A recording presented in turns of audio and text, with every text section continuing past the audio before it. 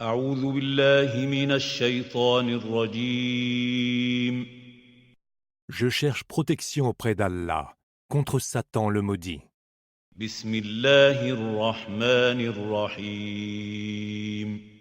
Au nom d'Allah, le tout clément, le tout miséricordieux. واتل عليهم نبأ ابني آدم بالحق إذ قربا قربانا فتقبل من أحدهما ولم يتقبل من الآخر قال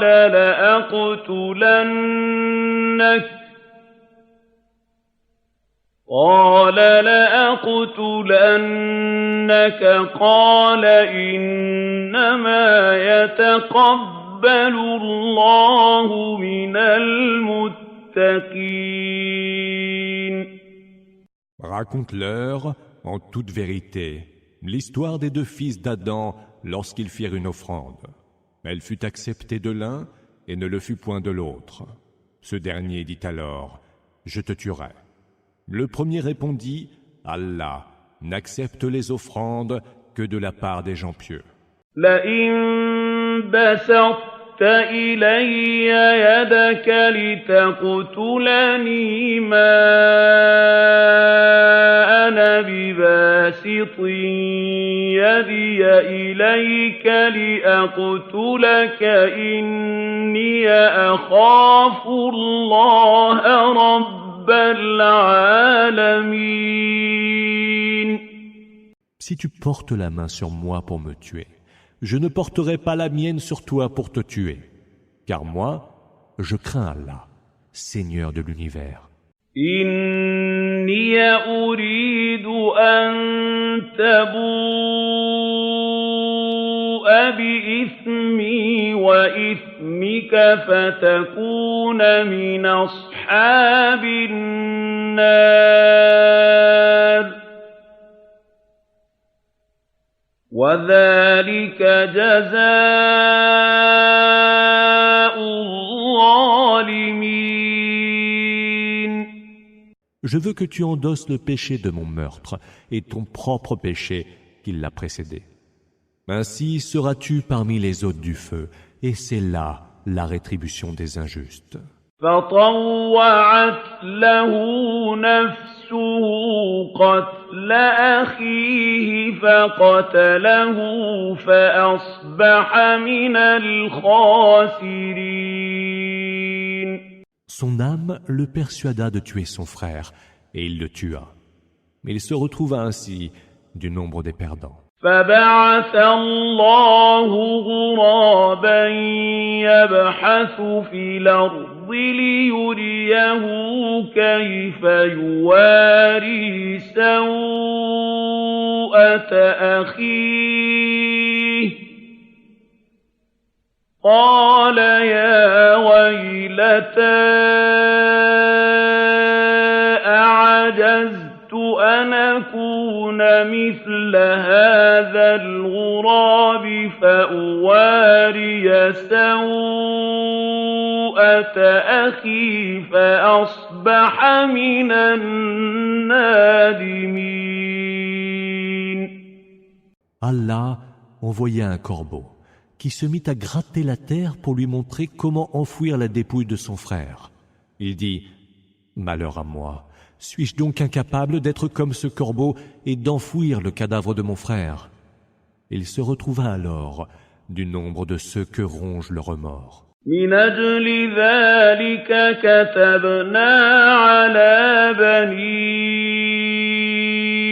إسرائيل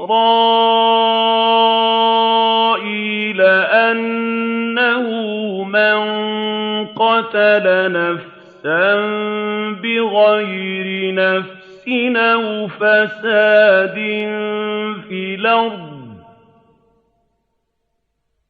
من قتل نفسا نفسا بغير نفس أو فساد في الأرض فكأنما قتل الناس جميعا ومن أحياها فكأنما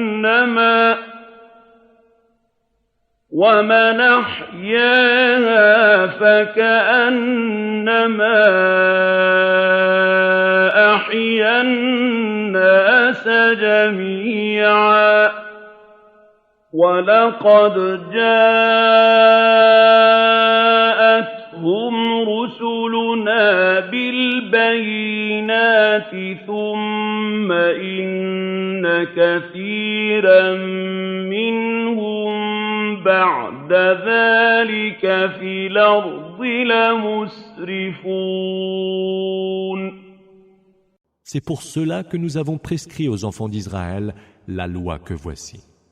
Quiconque aura tué une personne sans que celle-ci n'ait commis un meurtre ou semé la corruption sur terre, c'est comme s'il avait tué l'humanité entière. Et quiconque leur a fait revivre, c'est comme s'il avait fait revivre l'humanité entière. Nos messagers leur ont apporté les preuves évidentes, et pourtant beaucoup d'entre eux se laissent aller à leurs excès sur terre. إنما جزاء الذين يحاربون الله ورسوله ويسعون في الأرض فسادا أن يقتلوا أو يصلبوا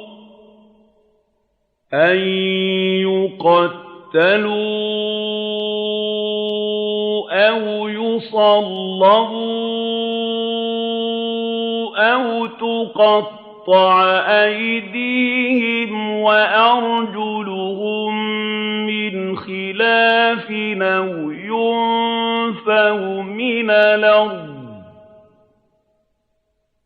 ذلك لهم خزي في الدنيا ولهم في الآخرة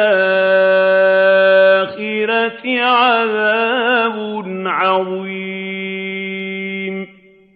La sanction de ceux qui font la guerre à Allah et à son messager, qui s'emploient à semer la corruption sur terre, est d'être eux-mêmes mis à mort ou crucifiés, d'avoir les mains et les pieds coupés par croisement ou d'être bannis du pays.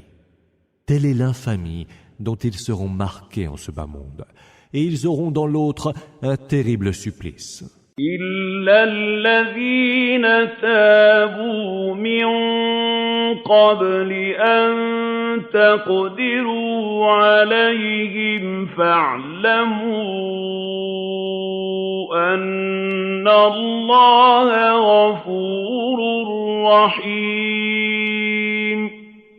Sauf ceux qui se seront repentis avant de se retrouver sous votre pouvoir. Sachez donc qu'Allah est absoluteur et tout miséricordieux. يا أيها الذين آمنوا اتقوا الله وابتغوا إليه الوسيلة وجاهدوا في سبيله لعلكم تفلحون. Ô vous qui avez cru, craignez Allah, quêtez la voie qui vous ramène vers lui, combattez pour sa cause, peut-être réussirez-vous. إن الذين كفروا لو أن لهم ما في الأرض جميعا ومثله معه ليفتدوا به من عذاب يوم القيامة ما تقبل منهم ولهم عذاب أليم. Ceux qui ont mécru, même s'ils avaient en possession tout ce qui est sur terre, et encore autant, pour le payer en rançon et se racheter du supplice du jour de la résurrection, tout cela ne serait point accepté de leur part, et ils auront un supplice très douloureux. يريدون أن يخرجوا من النار وما هم بخارجين منها ولهم عذاب مقيم. Ils voudront alors sortir du feu, mais ils n'en sortiront pas. Et pour eux, il y aura un supplice constant. والسارق والسارقة فاقطعوا أيديهما جزاء بما كسبا نكالا من الله والله عزيز حكيم. Le voleur et la voleuse, coupez-leur donc la main en juste sanction de ce qu'ils auront commis, et comme châtiment d'Allah, car Allah est tout-puissant et sage. فمن تاب من بعد ظلمه وأصلح فإن الله يتوب عليه إن الله غفور رحيم. Celui qui, après avoir commis le tort qui est le sien, se repent et se corrige, Allah accepte son repentir. Allah est absoluteur et tout miséricordieux. ألم تعلم أن الله له ملك السماوات والأرض يعذب من يشاء ويغفر لمن يشاء والله على كل شيء قدير. Ne sais-tu pas qu'Allah a la royauté des cieux et de la terre? Il soumet au supplice qui il veut, et il pardonne à qui il veut. Et Allah est de toutes choses infiniment capable. يا أيها الرسول لا يحزنك الذين يسارعون في الكفر من الذين قالوا آمنا بأفواههم ولم تؤمن قلوبهم ومن الذين هادوا سماعون للكذب سماعون لقوم آخرين لم ياتوك يحرفون الكلم من بعد مواضعه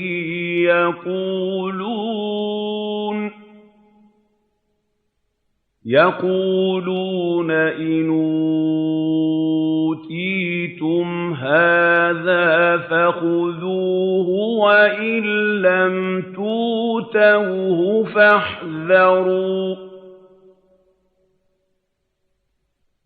ومن يرد الله فتنته فلن تملك له من الله شيئا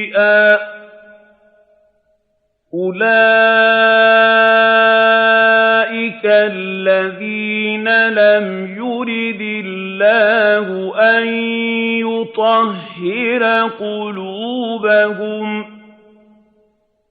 لهم في الدنيا خزي ولهم في الآخرة عذاب عظيم.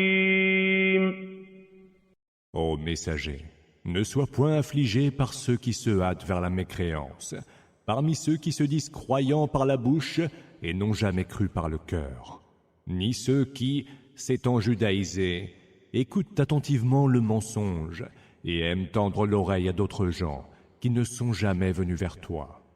Ils altèrent le sens des mots déjà établis et disent « Si vous avez reçu ceci, prenez-le, et si vous ne l'avez pas reçu, méfiez-vous-en. Celui qu'Allah veut soumettre à l'épreuve du désarroi, tu ne pourras rien pour lui. Ceux dont Allah n'entend pas purifier les cœurs seront marqués d'infamie dans ce bas monde et auront dans l'autre un terrible supplice. » سماعون للكذب أكالون للسحت فإن جاءوك فاحكم بينهم أو أعرض عنهم وَإِن تُعْرِضْ عَنْهُمْ فَلَن يَضُرُّوكَ شَيْئًا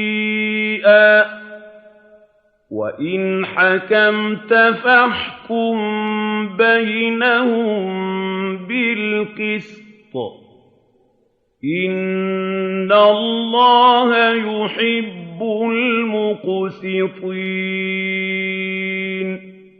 Ils prêtent une oreille attentive aux mensonges et sont âpres aux gains illicites. S'ils viennent à toi, sois leur juge, ou détourne-toi d'eux.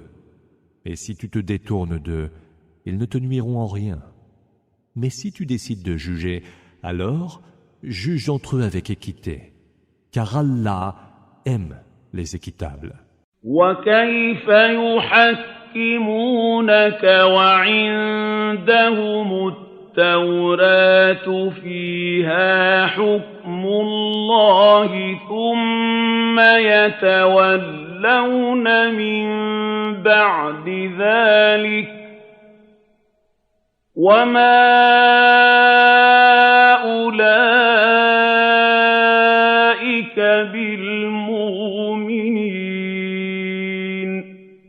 Et comment donc te prendraient-ils pour juge alors qu'ils ont la Torah où se trouve le jugement d'Allah? Puis après cela, ils désavouent ton jugement.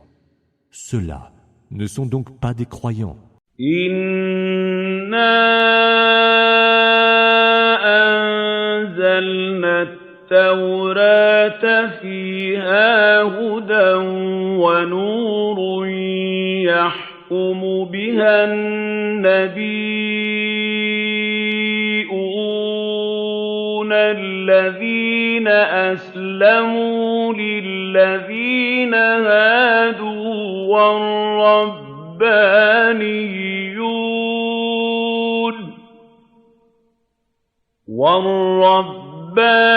والربانيون والأحبار بما استحفظوا من كتاب الله وكانوا عليه شهداء فلا تخشوا الناس واخشوني ولا تشتروا بآياتي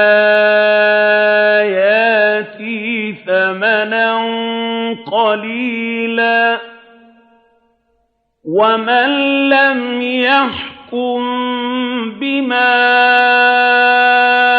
أنزل الله فأولئك هم الكافرون. Nous avons fait descendre en révélation la Torah, où se trouve une orientation juste, Huda, et une lumière, par laquelle les prophètes soumis à la volonté d'Allah, les connaisseurs des choses divines et les docteurs de la loi, jugent pour les Juifs. Car leur fut confiée la garde du livre d'Allah, et ils en sont les témoins. Ne craignez donc pas les hommes, et craignez-moi. Et n'échangez pas mes signes contre peu. Ceux qui ne jugent pas d'après ce qu'Allah a fait descendre en révélation, ceux-là sont les mécréants. وَكَتَبْنَا عَلَيْهِمْ فِيهَا أَنَّ النَّفْسَ بِالنَّفْسِ بالنفس والعين بالعين والأنف بالأنف والأذن بالأذن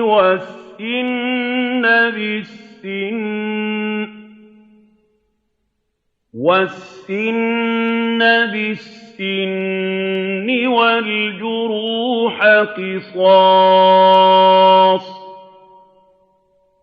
فمن تصدق به فهو كفارة له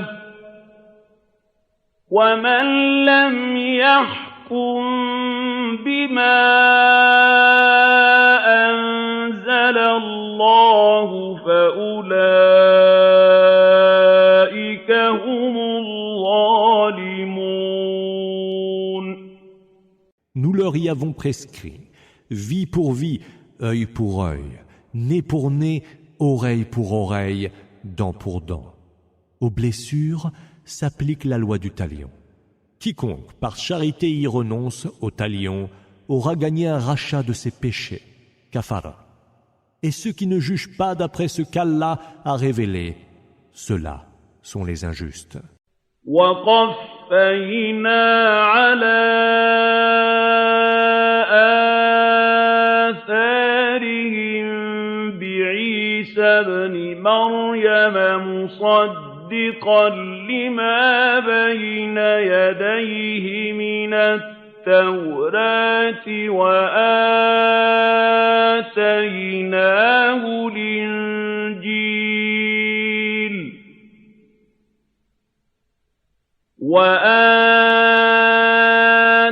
وآتيناه الإنجيل فيه هدى ونور ومصدقا لما بين يديه من التوراة وهدى وموعظة للمتقين.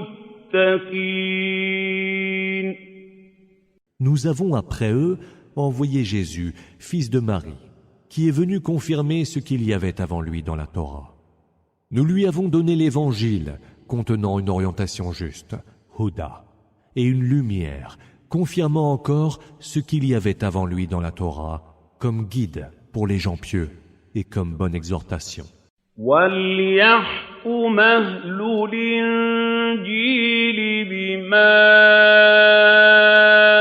أَنزَلَ اللَّهُ فِيهِ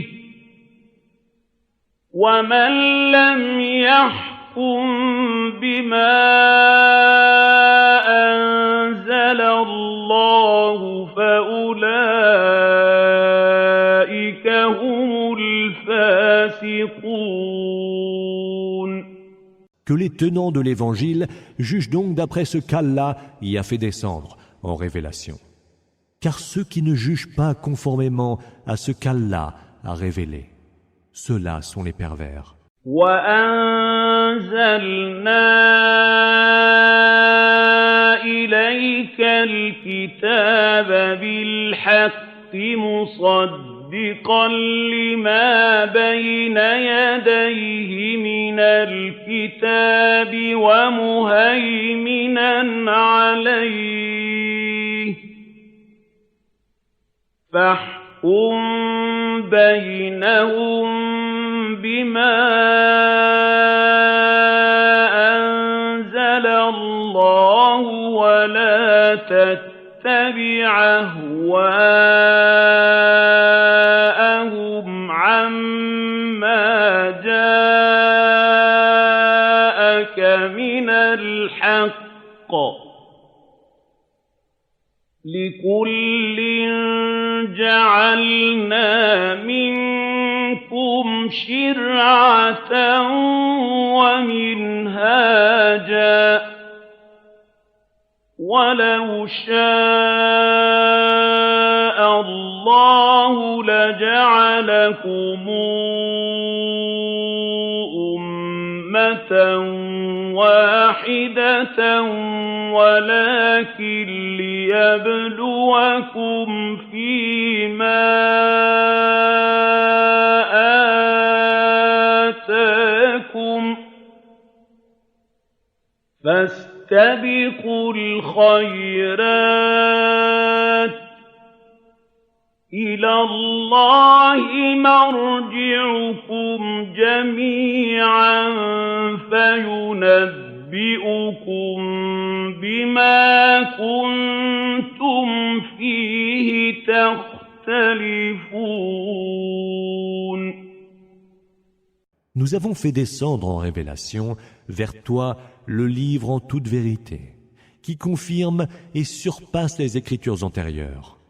Juge donc entre eux d'après ce qu'Allah a fait descendre en révélation, et ne suis pas leurs désirs pour ne pas t'éloigner de ce qui t'est venu comme vérité. À chacun d'entre vous, nous avons assigné une loi et dicté une méthode de conduite à suivre. Et si Allah l'avait voulu, il aurait fait de vous une seule nation. Mais il a voulu vous éprouver par les dons qu'il vous a prodigués. Hâtez-vous donc vers les bonnes œuvres avec émulation. C'est vers Allah que sera votre retour à tous. Il vous révélera ce à propos de quoi vous aviez des divergences. وَأَنُحْكُم بَيْنَهُم بِمَا أَنزَلَ اللَّهُ وَلَا تَتَّبِعْ أَهْوَاءَهُمْ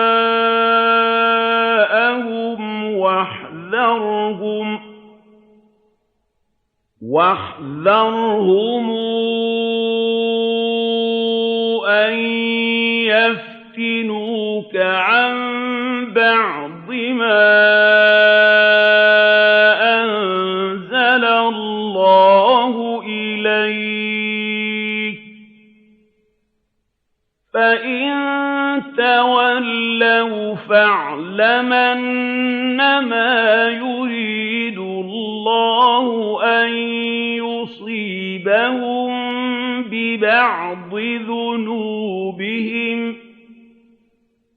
وإن كثيرا من الناس لفاسقون. Juge donc entre eux d'après ce qu'Allah a fait descendre en révélation. Ne suis pas leurs désirs et méfie-toi qu'ils ne te distraient d'une partie de ce qu'Allah a révélé. Et s'ils tournent le dos à ton jugement, sache alors qu'Allah veut les châtier pour certains de leurs péchés. Bon nombre d'hommes sont en effet pervers. أَفَحُكْمَ الْجَاهِلِيَّةِ يَبْغُونَ وَمَنْ أَحْسَنُ مِنَ اللَّهِ حُكْمًا لِقَوْمٍ يُوقِنُونَ. Serait-ce donc le jugement de l'ère pré-islamique qu'ils souhaitent? Est-il meilleur juge qu'Allah pour des gens fermes dans leur foi? يَا أَيُّهَا الَّذِينَ آمَنُوا لَا تَتَّخِذُوا الْيَهُودَ وَالنَّصَارَىٰ أَوْلِيَاءَ بَعْضُهُمْ أَوْلِيَاءُ بَعْضٍ وَمَن يَتَوَلَّهُم مِّنكُمْ فَإِنَّهُ مِنْهُمْ ۗ إِنَّ اللَّهَ لَا يَهْدِي الْقَوْمَ الظَّالِمِينَ. Ô vous qui avez cru, ne prenez pas les Juifs et les chrétiens pour alliés. Ils sont eux-mêmes alliés les uns des autres. Celui qui parmi vous aura fait de ses alliés deviendra l'un des leurs. Allah ne guide pas les gens injustes. فَتَرَى الَّذِينَ فِي قُلُوبِهِم مَّرَضٌ يُسَارِعُونَ فِيهِمْ يَقُولُونَ نَخْشَىٰ أَن تُصِيبَنَا دَائِرَةٌ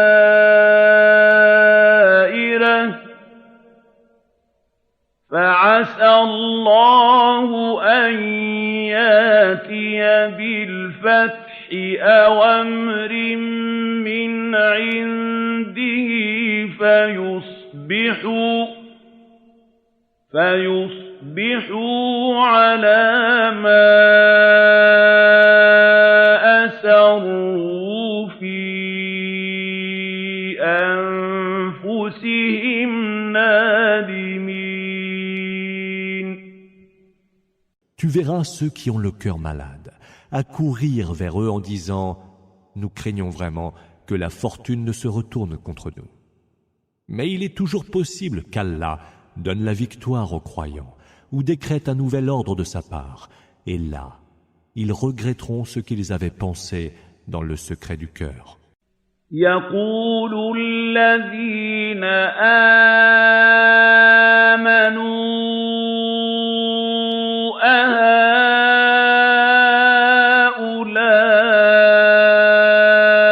الَّذِينَ أَقْسَمُوا بِاللَّهِ جَهْدَ أَيْمَانِهِمْ إِنَّهُمْ لَمَعَكُمْ حَبِطَتْ أَعْمَالُهُمْ فَأَصْبَحُوا خَاسِرِينَ. Et ceux qui ont cru diront « Sont-ce là ceux qui juraient par Allah et de toute leur force qu'ils étaient avec vous ?» Vaines sont à présent leurs œuvres et ils sont devenus perdants. يَا أَيُّهَا الَّذِينَ آمَنُوا مَن يَرْتَدِدْ مِنكُمْ عَن دِينِهِ فَسَوْفَ يَأْتِي اللَّهُ بِقَوْمٍ يُحِبُّهُمْ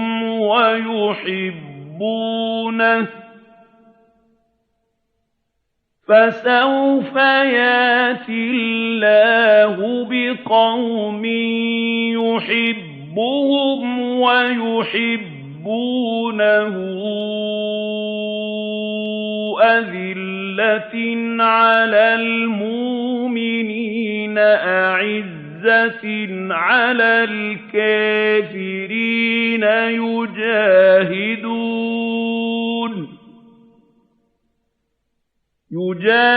يجاهدون في سبيل الله ولا يخافون لومة لائم ذلك فضل الله يؤتيه من يشاء والله واسع عليم. Ô vous qui avez cru, si parmi vous certains apostasient leur religion, Allah fera venir des hommes qu'il aimera et qui l'aimeront, humbles devant les croyants, féroces contre les mécréants. Ils lutteront pour la cause d'Allah et ne craindront nulle récrimination d'aucun récriminateur. Telle est la faveur d'Allah, qu'il accorde à qui il veut, car Allah est vaste et omniscient. إنما وليكم الله ورسوله والذين آمنوا الذين يقيمون الصلاة ويؤتون الزكاة وهم راكعون. Vos seuls alliés sont certes Allah, son messager, et ceux qui, ayant cru, observent la salat et s'acquittent de la zakat tout en s'inclinant devant Allah. وَمَن يَتَوَلَّ اللَّهَ وَرَسُولَهُ وَالَّذِينَ آمَنُوا فَإِنَّ حِزْبَ اللَّهِ هُمُ الْغَالِبُونَ. Ceux qui prennent pour alliés Allah, son messager et les croyants, ce sont eux le parti d'Allah et ils seront vainqueurs. يَا أَيُّهَا الَّذِينَ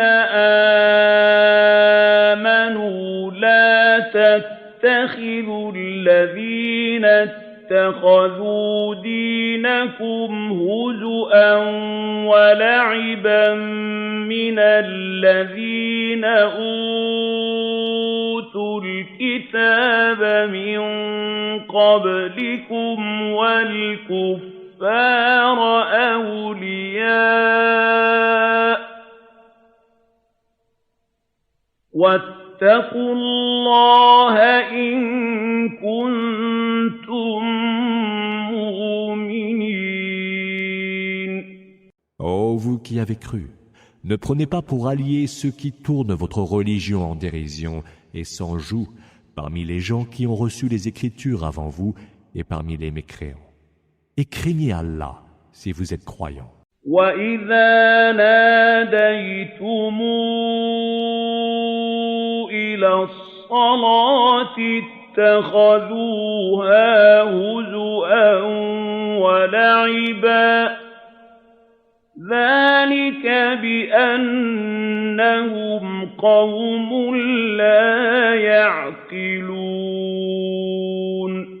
Et quand vous appelez à la salate, ils s'en moquent et s'en jouent, car ce sont des gens dépourvus de raisonnement. قُلْ يَا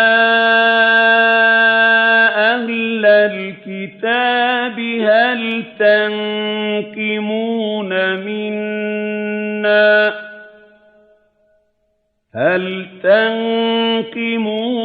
مِنَّا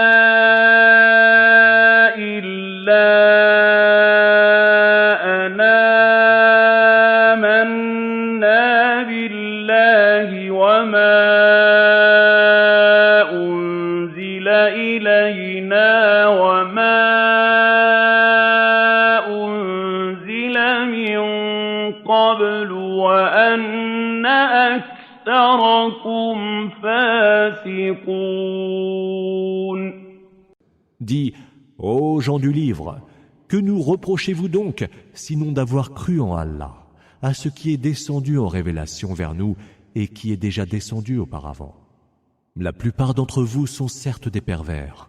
قُلْ هَلْ نُنَبِّئُكُم بِشَرٍّ مِّن ذَٰلِكَ مَثُوبَةً عِندَ اللَّهِ ۚ مَن لَّعَنَهُ اللَّهُ وَغَضِبَ عَلَيْهِ وَجَعَلَ مِنْهُمُ الْقِرَدَةَ وَالْخَنَازِيرَ وَعَبَدَ الطَّاغُوتَ ۚ أُولَٰئِكَ شَرٌّ مَّكَانًا وَأَضَلُّ عَن سَوَاءِ السَّبِيلِ. Dis, vous révélerai-je donc pire que cela comme sanction auprès d'Allah? Ceux que maudit Allah et qui subissent sa colère, ceux qu'il a changés en singes et en porcs, et ceux qui adorent les fausses divinités, le tarot. Ceux-là seront dans les pires positions et s'égareront le plus du droit chemin.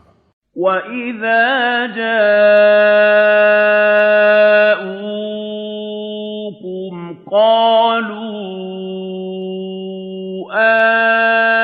آمَنَّا وَقَدْ دَخَلُوا بِالْكُفْرِ وَهُمْ قَدْ خَرَجُوا بِهِ ۚ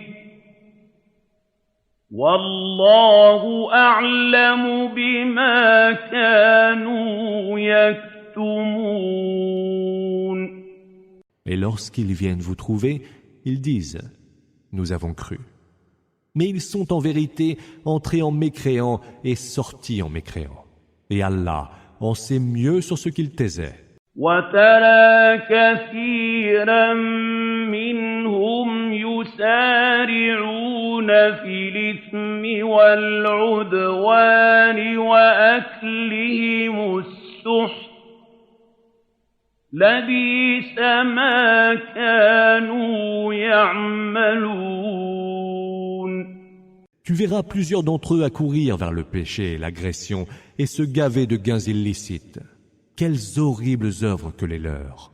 لولا ينهاهم الربانيون والأحبار عن قولهم الإثم وأكلهم السحت لبئس ما كانوا يصنعون. Si seulement les connaisseurs des choses divines et les docteurs de la loi leur défendaient de débiter des mensonges et de se rassasier de gains illicites. Quelles horribles actions que les leurs! وقالت اليهود يد الله مغلولة غلت أيديهم ولعنوا بما قالوا بل يداه مبسوطتان ينفق كيف يشاء وليزيدن كثيرا منهم ما أنزل إليك من ربك طغيانا وكفرا وألقينا بينهم العداوة والبغضاء إلى يوم القيامة كلما أوقدوا نارا للحرب أطفأها الله ويسعون في الأرض فسادا والله لا يحب المفسدين. Les Juifs ont dit, la main d'Allah est liée. Que soient liées leurs mains et qu'ils soient maudits pour ce qu'ils ont osé dire. Plutôt ses mains sont infiniment ouvertes et il dispense ses bienfaits comme il veut. Ce qui te fut révélé de la part de ton Seigneur ajoutera certes beaucoup à leur insoumission et à leur mécréance. Nous avons semé parmi eux l'animosité et la haine jusqu'au jour de la résurrection. Chaque fois qu'ils allument un feu de guerre, Allah l'éteint. Et ils s'emploient à répandre la corruption sur terre, mais Allah n'aime pas les corrupteurs. ولو أن أهل الكتاب آمنوا واتقوا لكفرنا عنهم سيئاتهم ولأدخلناهم جنات النعيم. Si les gens du livre avaient cru et avaient craint Allah, nous aurions racheté leurs péchés et nous les aurions reçus dans les jardins des délices. وَلَوْ أَنَّهُمْ أَقَامُوا التَّوْرَاةَ وَالْإِنْجِيلَ وَمَا أُنْزِلَ إِلَيْهِمْ مِنْ رَبِّهِمْ لَأَكَلُوا مِنْ فَوْقِهِمْ وَمِنْ تَحْتِ أرجلهم منهم أمة مقتصدة وكثير منهم ساء ما يعملون. Et s'ils avaient appliqué à la lettre la Torah, l'Évangile et ce qui leur a été révélé de leur Seigneur, ils auraient joui pleinement de tous les biens qui les entourent. Il y a certes parmi eux ceux qui sont droits et d'autres qui, au contraire, agissent tellement mal. يا أيها الرسول بلغ ما أنزل إليك من ربك وإن لم تفعل فما بلغت رسالاته والله يعصمك من الناس إن إِنَّ اللَّهَ لَا يَهْدِي الْقَوْمَ الْكَافِرِينَ. Ô messager, transmets donc ce qui est descendu vers toi de la part de ton Seigneur. Si tu ne le fais pas, tu n'auras point transmis son message. Allah te préservera des hommes, et Allah ne guidera point les hommes mécréants. قُلْ يَا أَهْلَ الْكِتَابِ لَسْتُمْ عَلَىٰ شَيْءٍ حَتَّىٰ تُقِيمُوا التَّوْرَاةَ وَالْإِنجِيلَ وَمَا أُنزِلَ إِلَيْكُم مِّن رَّبِّكُمْ ۗ وَلَيَزِيدَنَّ كَثِيرًا مِّنْهُم مَّا أُنزِلَ إِلَيْكَ مِن رَّبِّكَ طُغْيَانًا وَكُفْرًا ۖ فَلَا تَأْسَ عَلَى الْقَوْمِ الْكَافِرِينَ. Dis, ô gens du livre, vous ne vous fondez sur rien tant que vous n'appliquez pas à la lettre la Torah, l'Évangile et ce qui vous a été révélé de la part de votre Seigneur. Et ce qui t'a été révélé de la part de ton Seigneur ajoutera certes beaucoup à leur insoumission et à leur mécréance. Ne t'afflige donc pas pour un peuple de mécréants. إِنَّ الَّذِينَ آمَنُوا وَالَّذِينَ هَادُوا وَالصَّابُونَ وَالنَّصَارَىٰ مَنْ آمَنَ بِاللَّهِ وَالْيَوْمِ الْآخِرِ وَعَمِلَ صَالِحًا مَنْ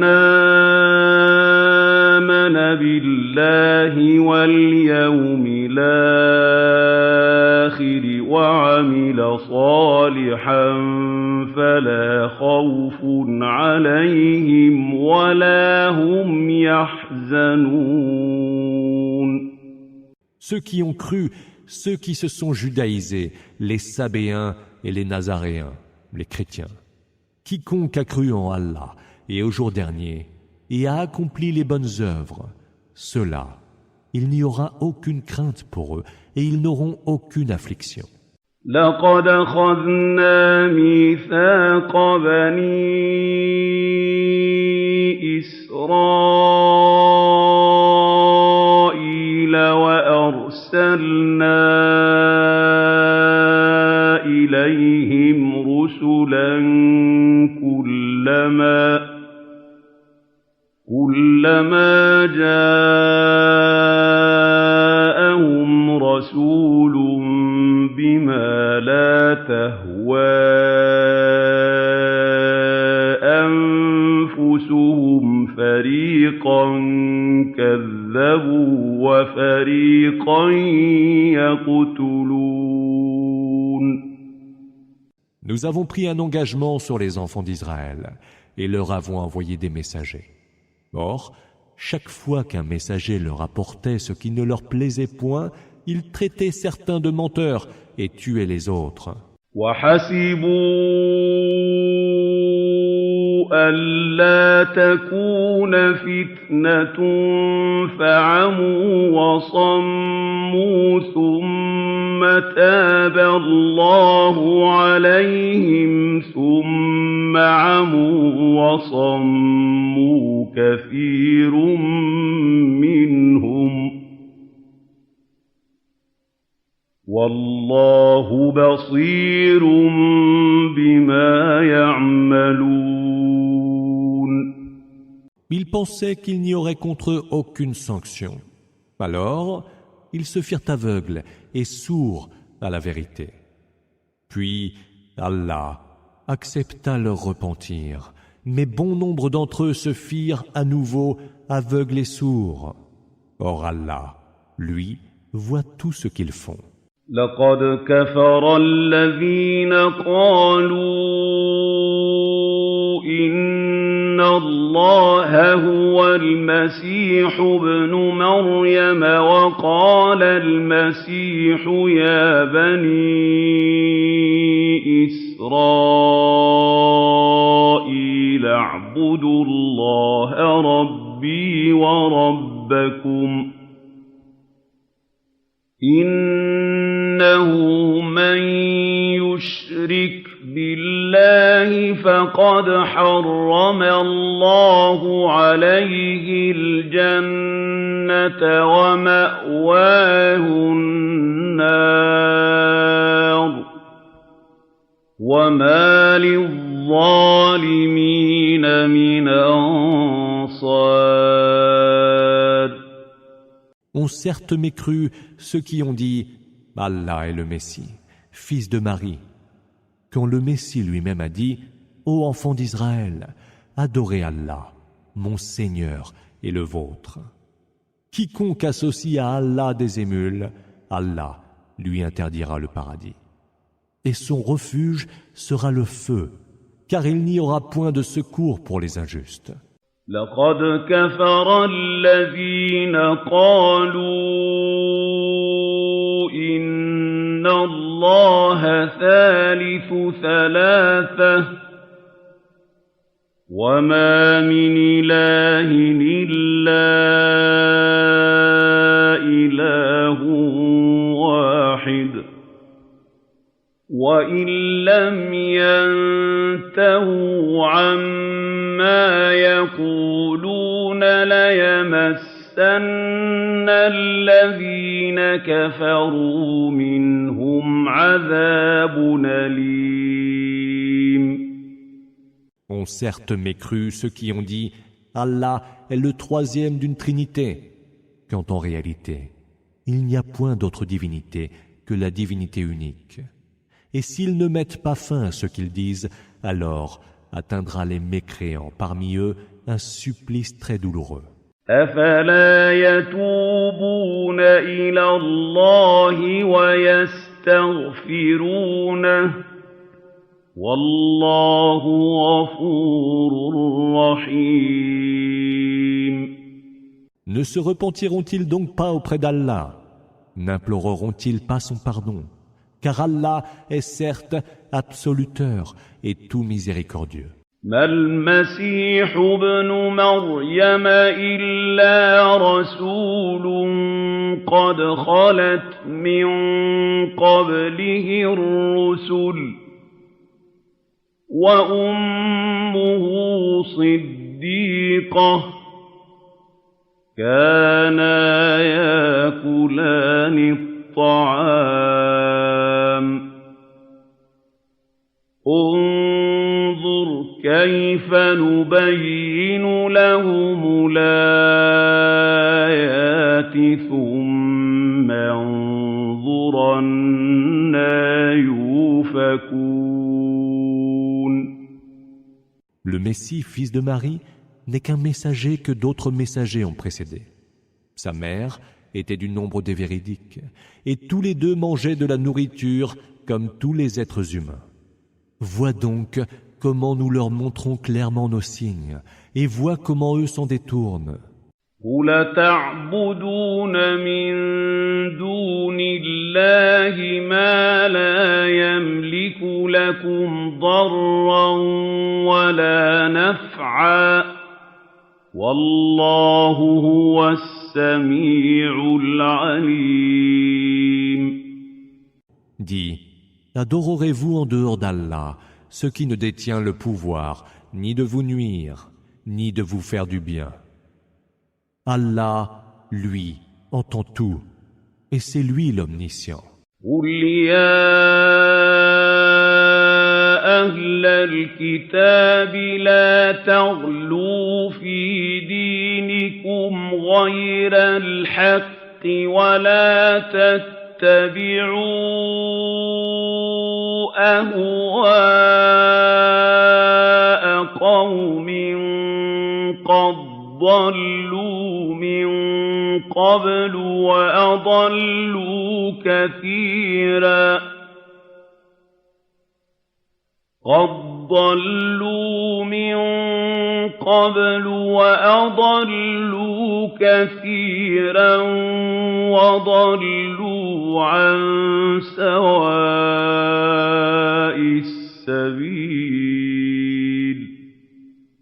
Dis, ô gens du livre, ne soyez pas, en dépit de la vérité, excessifs dans votre religion. Ne suivez pas les penchants de certains peuples qui se sont déjà égarés avant vous, ont égaré bon nombre d'hommes et ont dévié du droit chemin. لعن الذين كفروا من بني إسرائيل على لسان داود وعيسى بن مريم ذلك بما عصوا وكانوا يعتدون. Maudits par la bouche de David et de Jésus, fils de Marie, furent les mécréants parmi les enfants d'Israël. Cela, en raison de leur rébellion et de leur transgression. كانوا لا يتناهون عن منكر فعلوه لبئس ما كانوا يفعلون. Ils ne s'enjoignaient pas de mettre fin à leurs actions réprouvées. Munkar. Combien abominable était ce qu'ils faisaient. ترى كثيرا منهم يتولون الذين كفروا لبئس ما قدمت لهم أنفسهم أن سخط الله عليهم وفي العذاب هم خالدون. Tu vois bon nombre d'entre eux se rallier aux mécréants. Quelle mauvaise option ils se sont dictés à eux-mêmes pour s'exposer à la colère d'Allah. Et dans le supplice, certes, ils seront éternellement plongés. ولو كانوا يؤمنون بالله والنبي وما